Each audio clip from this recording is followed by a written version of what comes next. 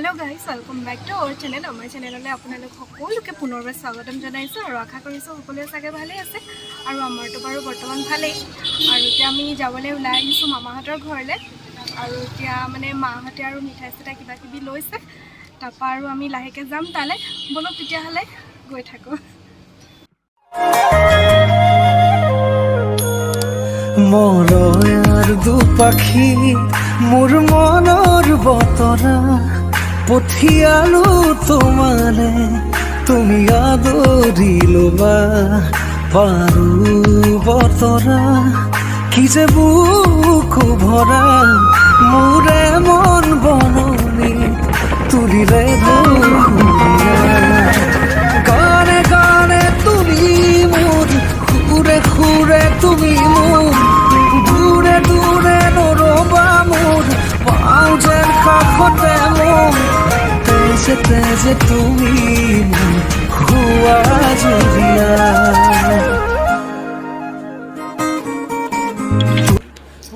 এইফালে আহি পালোহি আমি আইতাহঁতৰ ঘৰ আৰু আপোনালোকক আগে দেখাইছোৱেই আইতাহঁতৰ ঘৰৰ পৰিৱেশ কিমান ধুনীয়া মানে চাৰিওপিনে বাগান তাৰ মাজত ঘৰটো আৰু তেনেকুৱা এটা পৰিৱেশত থাকি কিমান ভাল লাগে আপোনালোকেতো জানেই চাই থাকিব ভিডিঅ'টো শেষলৈকে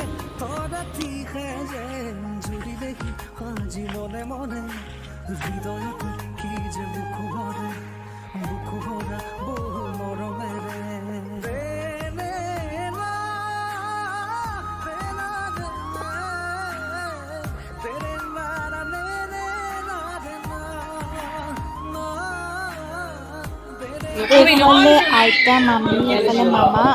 সকলোৱে বহি আমি একেলগতে কথা পাতি আছোঁ আৰু আহিলেতো ধেৰ কিবা কিবি কথা ওলাই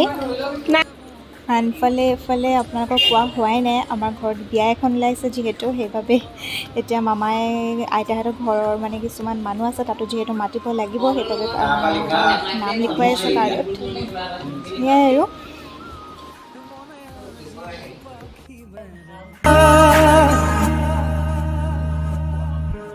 মই আছো তোমাৰে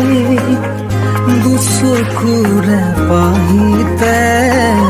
চাৰুৱা দুচকু জপা আঁতৰিয়া বতাহে উৰি আহি কলে যে কৈ দিয়ক মোক কেলে তুলিছ কওক কি বেয়া লাগিলে বাৰু কি বেয়া লাগিলে তোক এখন গোটেই ঘামি যাব একো নহয় ভাত বনালে এইফালে মামীয়ে বনাই আছে হাঁহৰ মাংস আৰু আপোনালোকে গম পাইছে যিহেতু জুইত বনাই আছে হাঁহৰ মাংস খাবলৈ কিমান বেছি সোৱাদ হ'ব আৰু অসমীয়া সমাজৰ এটা সংস্কৃতি আছে যে সকলোৰে গাঁও ঘৰত এটা এটাকৈ কেঁচা পাকঘৰ ৰখা হয় আৰু সেয়া আজিকালি টাউনবোৰতো ৰাখে যাৰ মানে জেগা স্পেচ থকা হয় তেওঁলোকে বনাই লয় কেঁচা পাকঘৰ আৰু সেই কেঁচা পাকঘৰতে সকলো ভাত পানী তেনেকৈ বনোৱা হয় বিশেষকৈ গাঁৱৰ জেগাত বেছি তেনেকুৱা হয় তেওঁলোকে ভাত পানী সকলো এই কেঁচা পাকঘৰতে বনায় বাকী চাহ তাহ গেছতে বনায়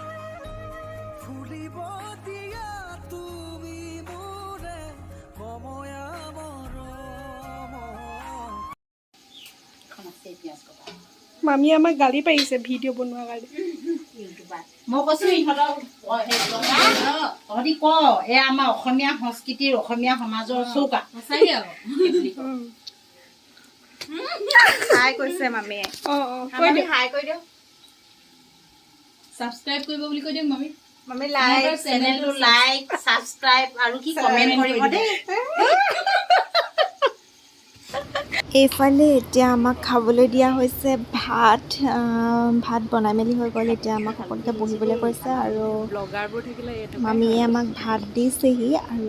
সেয়াই আইতাহঁতৰ ঘৰলৈ মাতিছিলে ভাত খাবলৈ কি কাৰণে মাতিছিলে আপোনালোকে এয়া গম পাব আৰু এনেকৈ কিবা এটা নিয়ম আছে বোলে কি কথা সেইবোৰ আপোনালোকক মানে পিছৰটো ব্লগত জনোৱা হ'ব কি কাৰণে ভাত খাব মাতিছে কিয় এনেকৈ নিয়ম কৰিছে সেইবোৰ আপোনালোকে সকলোবোৰ জানিব এয়াই আৰু বেছি এতিয়া মই নকওঁ আপোনালোকক ক'ত যিহেতু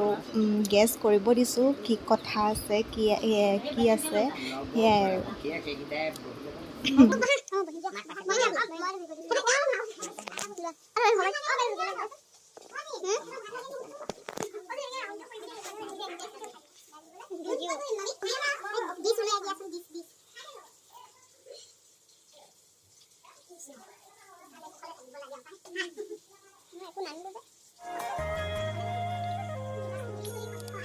মলয়াৰ দুপাখি মোৰ পঠিয়ালো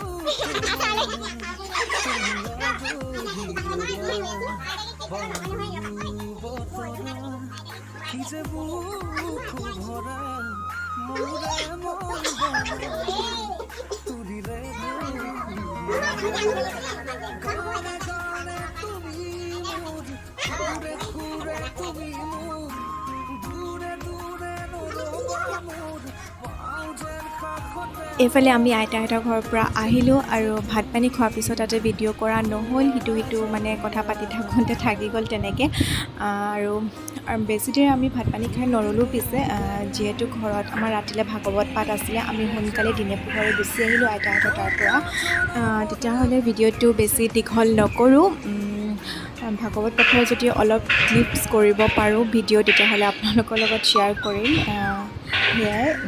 আৰু আজি এই ভিডিঅ'টো চাই যদি ভাল পালে তেতিয়াহ'লে like comment share and subscribe কৰি দিব আৰু কাষতে থকা বেল আইকনটো প্ৰেছ কৰি দিব, যাতে আহিবলগীয়া সকলো নতুন ভিডিঅ'ৰ সৈতে আপোনালোকে আগেই নটিফাই হৈ থাকে।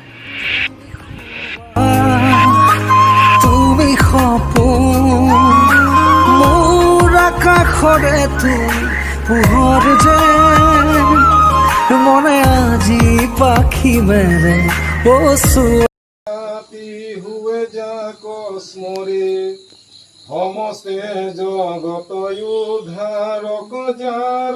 নাম হেনয় কৃষ্ণ কর হস